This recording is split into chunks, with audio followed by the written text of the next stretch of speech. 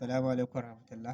Yawwa na ce sannan na'ura ta biyu wacce muke haɗa ta take nuna batir idan ana caji idan ya cika za ta nuna idan kuma batir ɗin ba caji za ta nuna. Shi ma za mu ƙara gwada da wayannan batiran da mai caji da mara caji. Wannan ita ce na'urar gata.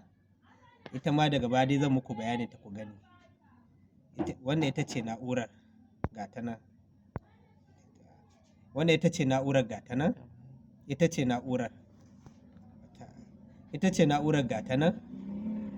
Yawwa wannan ita ce na'urar. Yanzu misali kamar yadda na gwada a wancan zan fara ɗaukar wannan na gwada shi. Zan gwada shi ga shi nan na gwada shi ma ya bada 2.65. Wannan yana nufin ba caji a kansa. Wato sai wannan batir na biyu ga na gwada ya nuna 4.18 wanda shine mai caji a kansa. To wannan na'urar ita ma za ta bambance mana da mai caji da mara caji. To idan ka sa misali nan shine ɓangaren negative, nan kuma shine ɓangaren positive, wannan kafar wato wannan kwan.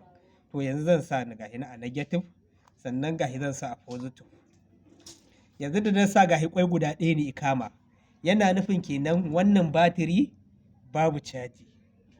Wannan yana nufin wannan batiri babu caji tunda mita da muka gwada ya ba mu 2.65.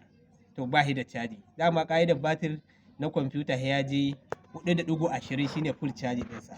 To wannan ya nuna tunda danja ɗaya ta kama ya nuna ba caji kenan. Shi kuma wannan na biyun da muka gwada shi ya ba mu 4.18. To yanzu muka gwada shi in ya cika ɗaya ita ma za ta kama. Muna sa yanzu ba gashi ba ɗayar ta kama, alamun shi wannan cikakke ne kenan. To wannan ita ce na'ura ta biyu da muke amfani da ta wajen power bank idan ya cika da kuma power bank idan ya yi ƙasa. Wannan shi ita ce na'ura gahi da muka sa gaba ɗaya danjojin guda biyu sun kama sakamakon wannan cikakke ne.